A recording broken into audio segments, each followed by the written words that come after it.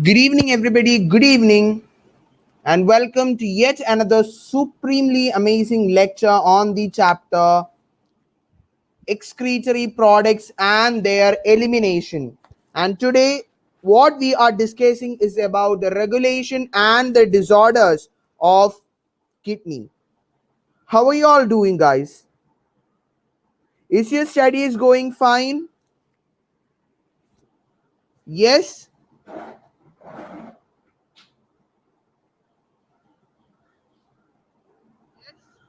Am I audible to everyone? Am I audible? Am I audible to everyone? Yes, Shraddha, Shivani. Soon after this, you will have your results of Super 30 Biology series. Okay, so this is the last lecture of this chapter, lecture number 5, Regulation and Disorders of the Kidney. So first we will be discussing about the regulation of the kidney function, and after that we will be discussing about the, yes, Nila, Shraddha, Shivani. Elsa is also there. Good evening. So next, after this, we'll be discussing about the disorders. So without wasting any more further time, moving on with the topic, that is regulation. That is regulation of the kidney function. So kidney function, we all know that regulation is always done by hormone. Yes. So regulation of the kidney is also done by a set of different hormone. Okay, for example, certain mechanisms involving hypothalamus, JGA. This JGA stands for juxtaglomerular apparatus. Take down the full form, guys. Juxtaglomerular apparatus. Okay, that is a full form of JGA. The changes in the blood volume and the body fluid volume and the ionic concentration activates the osmoreceptors, present inside the body. Guys, am I audible to each one of you? Am I audible to each one of you? Yes. So juxtaglomerular apparatus is JGA. So there are certain mechanisms or the hormone released by all these different structures which helps us to control and coordinate the functioning of kidney. So first we are going to discuss about the how ADH or vasopressin, ADH or anti-diuretic hormone, how is it going to control the functioning of the kidney? When the fluid level decreases, when the body fluid level decreases, the osmoreceptors stimulate the hypothalamus to release the anti-diuretic hormone ADH. Another name is vasopressin. What is ADH? Anti-diuretic hormone or vasopressin, which stimulates the water reabsorption from the distal convoluted tubule and the collecting ducts. Therefore, ADH prevents diuresis and increases the body fluid volume. Am I right?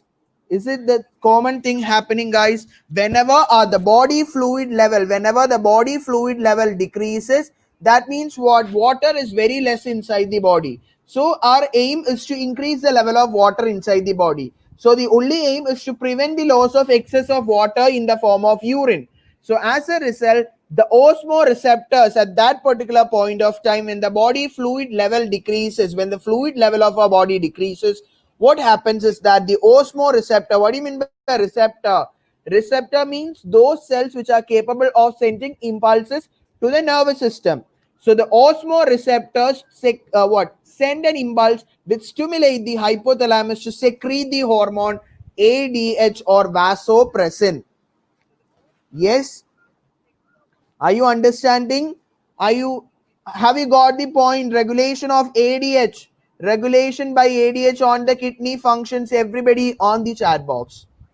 So this anti-diuretic hormone which increases the water reabsorption from the distal convoluted tubule and the collecting duct, and thereby it increases the water reabsorption and hence prevent the diuresis of water from our body. Thank you so much, guys. Next is increase in body fluid. When the opposite condition, when the body fluid condition is increasing, what happens? That it switches off the osmoreceptors, which suppresses the ADH secretion from the hypothalamus. So some excess amount of water will also be lost through the urine itself, because our body have to maintain an osmolarity or an osmotic pressure, the fluid water pressure inside the body. So if the quantity of water becomes excess inside our body, the osmoreceptors get switched off. That is, it will not send any more impulses. It will not send any more impulses to the hypothalamus to increase the secretion of ADH. Rather, the ADH secretion decreases. The release of ADH by the hypothalamus decreases, which causes the constriction of the blood vessel, results in an increasing of the blood pressure. Okay, so what is the main function of ADH? It constricts the blood vessels, resulting in an increase of blood pressure, which increases the glomerular blood flow, or the glomerular filtration rate also. Yes, guys, this is a stimuli. What is the stimuli? Either the dehydration or the volume of water in the body decreases, so it will affect the blood osmolarity. So the osmoreceptor present in the hypothalamus stimulated by, and it will secrete the ADH, which is to be released by the posterior pituitary. What is the function of ADH? It will act on the kidney, which increases the reabsorption of water. Yes, clear, guys? Everybody clear with the idea? Next is regulation by the juxtaglomerular apparatus. I already told you the full form. JGA is juxtaglomerular apparatus. Juxtaglomerular apparatus is JGA. It is formed by the cellular modification of distal convoluted tubule. By the distal convoluted tubule, or DCT, undergoes certain modifications which will form what? The juxtaglomerular apparatus. And where is it located? The afferent arteriole and the afferent arteriole at the location of their contact. Clear? The juxtaglomerular apparatus regulate the glomerular filtration rate by a certain type of mechanism, which is definitely an MCQ for your exam. That is renin-angiotensin mechanism. Guys, when we studied about the chapter digestion and absorption, there we studied about the protein digesting enzyme present in case of the small children, that is renin. RENNIN is the spelling over there. And here the juxtaglomerular apparatus maintains the glomerular filtration rate by a certain type of mechanism known as renin-angiotensin mechanism. And here the spelling is RENIN. Got it? The difference between these two, the options. If you are asked a question, you will definitely, the option will contain both these spellings. So you have to look out, have a glance at the spelling also when you click the answer for this particular question. Give me hearts on the screen. Hope you all liked the session. Guys, don't forget, just right now, close the chat box and give one like. Yes, guys. Yes. Thank you so much, guys. Yes, Elsa, Nila, Shivani, and Shraddha. So a fall in the GFR, or the glomerular blood pressure, glomerular blood flow, it activates the juxtaglomerular cells to release a particular hormone known as renin. RENIN is the spelling. There is no double N. Okay. Releases a secretion of the enzyme called renin, RENIN, which is secreted by the juxtaglomerular cells when there is a decrease or fall in the glomerular filtration rate. Renin converts. So what is the main function of renin? Renin converts the enzyme known as angiotensinogen into angiotensin 1 and into angiotensin 2. Angiotensin 2 is a vasoconstrictor. It will result in the constriction of the vascular tissues or the vascular tubes, that is the blood vessels. Okay, you have to by heart all these functions, just as exactly how we did for when we studied the digestion and absorption chapter. What each enzyme just converts: salivary amylase, polysaccharides will be converting. So you have to study about the initial reactant and the final product also. So renin, what is the function? It converts angiotensinogen, which is in inactive form, into angiotensin number 1 or angiotensin number 2, which is a vasoconstrictor. And here we have to discuss in detail about the angiotensin 2. This angiotensin 2, it increases the glomerular filtration. It increases the glomerular blood pressure, and thereby the glomerular filtration rate is increased. Yes, guys, clear? Is it clear up to here, or you want me to explain it once again? Renin converts inactive form angiotensinogen into angiotensin number 1 and angiotensin number 2. Angiotensin 2, which is a vasoconstrictor, it increases the glomerular blood pressure and thereby the glomerular filtration rate.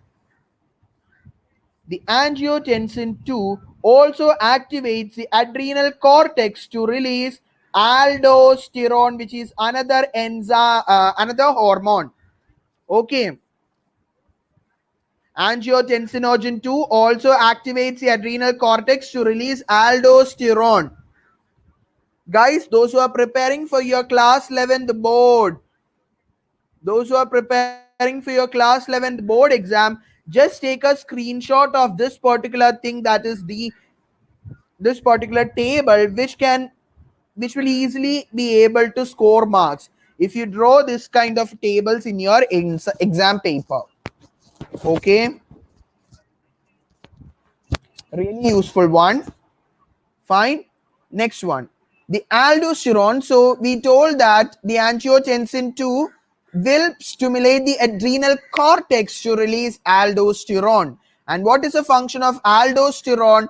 The aldosterone causes the reabsorption of sodium and water from the distal part, that is the further parts of the tubule, which leads to an increase in the blood pressure and the glomerular filtration rate. So aldosterone increases the reabsorption of the ion and water from the distal convoluted parts of the tubule. Okay.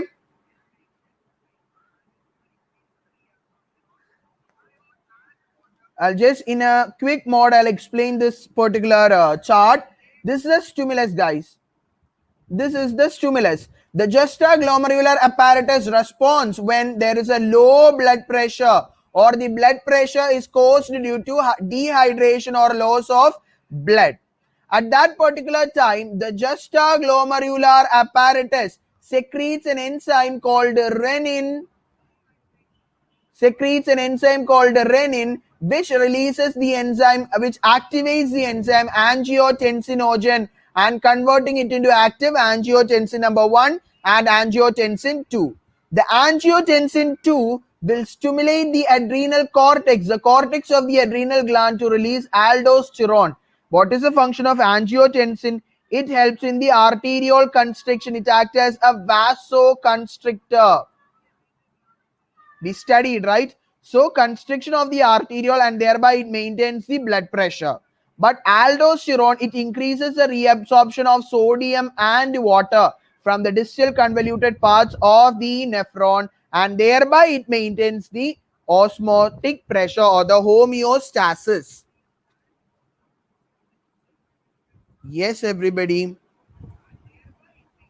Next, the ANF. Okay, guys, is it clear up to here? Can any one of you tell me the full form of ANF? ANF, anyone? It's there on the screen. Please repeat it once again on the chat box. Yes, tell me. ANF. Next, we are moving on the third regulation type by for the kidney, that is regulation by ANF. What is ANF, guys? ANF is atrial natriuretic factor. Atrial natriuretic factor is ANF. Okay. So the atrial natriuretic factor, which act as a check-on mechanism for the renin-angiotensin mechanism. Yes, Shivani, atrial natriuretic factor. Very good. Yes, Shraddha also. Good. So this atrial natriuretic factor act as a checking mechanism on the renin-angiotensin mechanism. Yes, Nila. Okay, so increase in the blood flow to the atria of the heart. When the blood pressure increases or the blood flow increases, it causes the release of the atrial natriuretic factor. Atrial natriuretic factor, and this ANF causes vasodilation. We studied about angiotensin, which causes the constriction. Here atrial natriuretic factor causes the dilation of the blood vessel, and hence it will decrease the blood pressure. Clear? Clear? So atrial natriuretic factor secreted, which will decreases the level of the renin, and this atrial natriuretic factor will causes a vasodilation, and hence it will reduce the blood pressure. Okay, this will act on the renin, which secretes angiotensin 2 and aldosterone, which on other hand causes the diuresis or natriuresis, which causes a decrease in the blood volume, and hence the decrease in the pressure. Clear? So the last topic of this chapter is about the disorders of the digestive system. Yes, we are discussing about the disorders of the digestive system. Let's start with the chapter. Okay, let's start with the unit, that is uremia. The first disorder that we are going to discuss is the uremia. What do you mean by uremia? Uremia, the term suggests the accumulation of urea in the blood. The accumulation of urea in the blood due to the malfunctioning. Guys, otherwise, if the kidney was functioning perfectly, definitely they would have converted the urea back. They would have excreted the urea, right? But due to the malfunctioning of the kidney, it leads to diuresis. Not diuresis, it leads to uremia. Okay, uremia. Diuresis is another disorder. Uremia, it might lead to kidney failure or renal failure. Guys, all those things which are related with this particular term, that is renal, indicates or refers to kidney. Okay. So uremia is the first disorder, accumulation of urea due to the malfunctioning of the kidney, which leads to kidney failure or renal failure. Next one is renal calculi. Renal calculi. Look at the kidney stones, familiar disorder to everyone. Kidney failure, kidney stone. So it is due to the presence of insoluble mass of crystallized salts of oxalate. Guys, presence of oxalate inside the kidney or accumulation of oxalate inside the kidney, which you will call it as the renal calculi. Guys, this different type of different shape and size. Yes, is it really surprising? Can you imagine this kind of a big large stone inside our body? Very large stone. Actually, one thing I'll tell, when a small person will be telling, they will be telling these are the stones taken from an aquarium, because these are the different varieties. Some people will be thinking what, there will be more varieties of stones inside our body rather than we see in an aquarium, right? Different size, shape. Yes. So guys, this is a very dangerous condition caused due to the accumulation of certain salting materials such as oxalate inside our body kidney. Yes, guys, this is what is going to happen. it will form stones, and finally it will go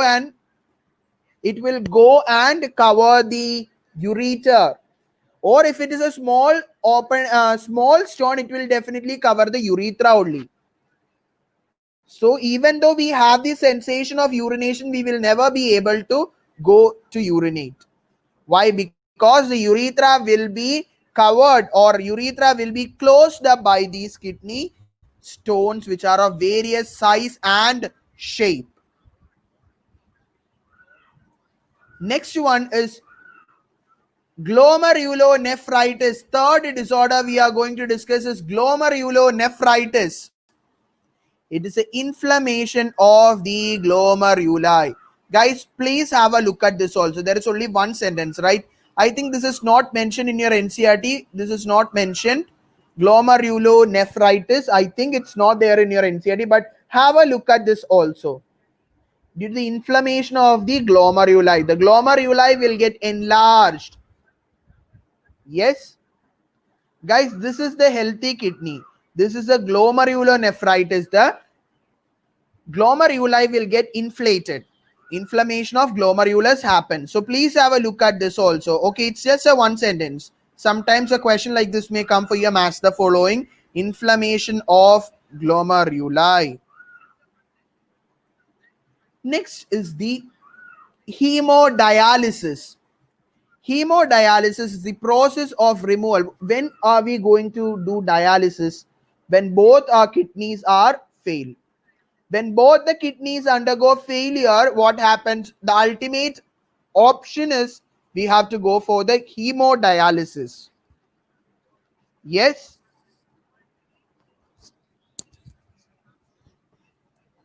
Guys, there was a recent incident from my city. Okay, a famous doctor from our town. He was an orthopediatric surgeon, and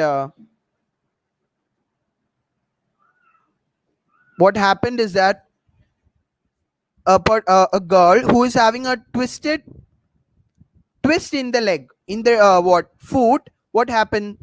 Even though all the high hospitals have just rejected that case because they were not sure whether they could make the surgery successful or not. But what this person did, he was a kind-hearted person. Okay, first of all. So what this person did was, he just taken out that risk, and he just started to do the surgery. But during the time of giving of the anesthesia, what happens? Suddenly it leads. Guys, this anesthesia is really, really very, I think I have told this to you once. Yes, it's a very highly risky job, because it has to be entered into our body through the minute capillary, have to be in the desired amount only. If it exceeds, it will directly go into our spinal cord. We will or our brain or our heart. It will affect the internal organs tremendously. So ultimately this girl was dead due to sudden cardiac arrest in amidst the surgery. And finally what this doctor did was, he also just suicided. What a tragic incident, right? Yes.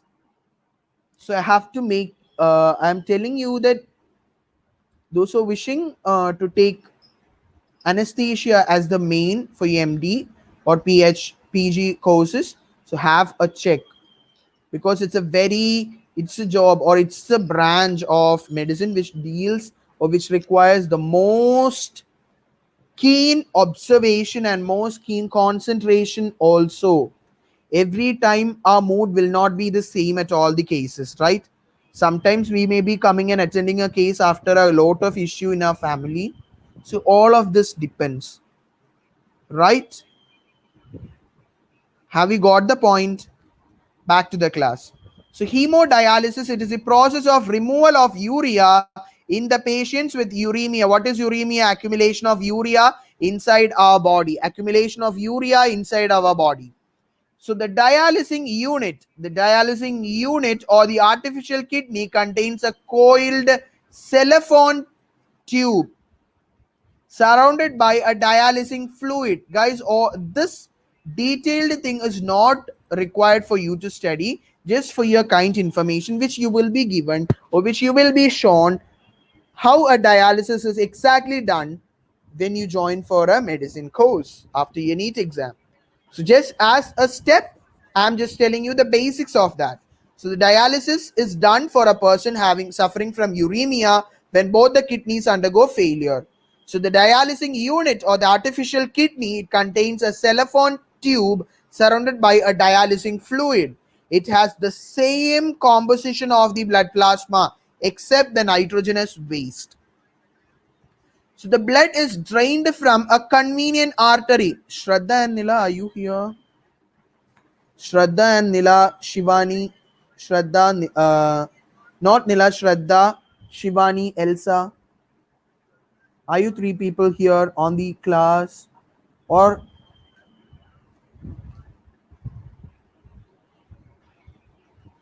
what about Shraddha and Shivani? Yes.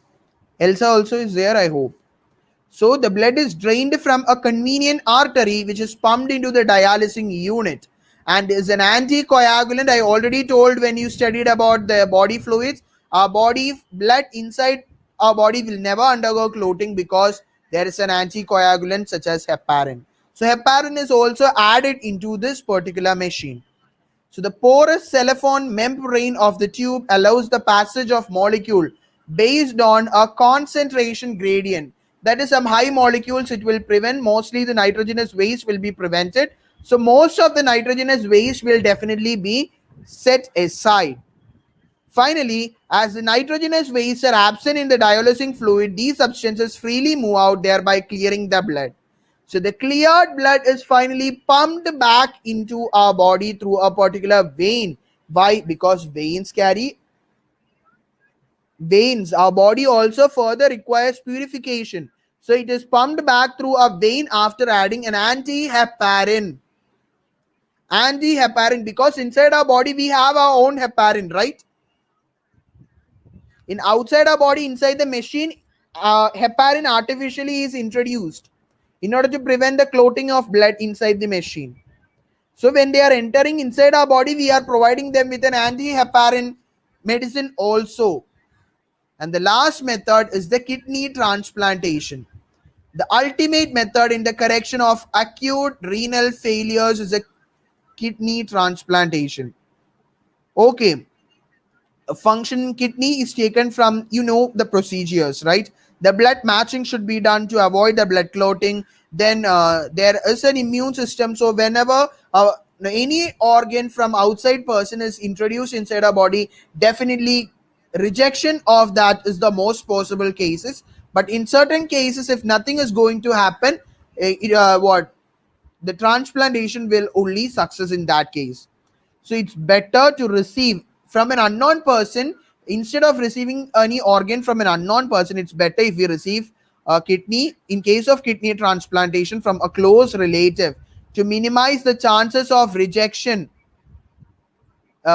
Rejection by the immune system, because the other organ, the organ or the transplanted kidney which we are introducing into our body is a thing which is taken from another person, right? So it has to be taken care that we have to match with the clotting factors, everything. Yes, guys, successfully completed this amazing chapter, excretory products and their elimination. So tomorrow I'll be coming out with a brand new chapter, locomotion and movement.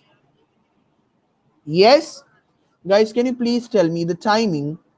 Can you please tell me the timing when you all can attend the classes if I schedule it? Not about 12th standard topic. 12th standard, definitely I have, sometimes I'll be taking a morning session. But I'm asking about this 11th standard topic, the locomotion and movement. If I schedule a particular session, when will you all guys will be able to attend the class? Just fast on the chat box. Fast on the chat box, guys.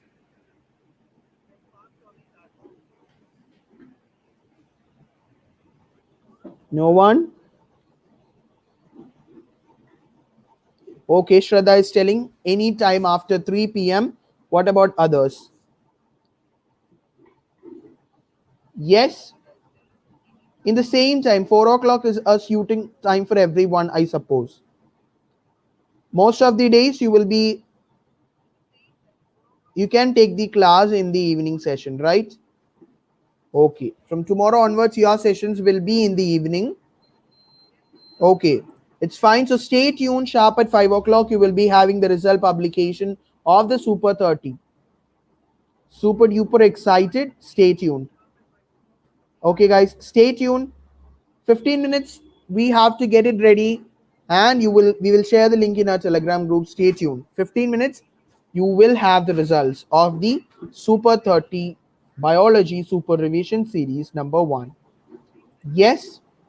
So see you in the next class with a brand new chapter, guys. Bye bye.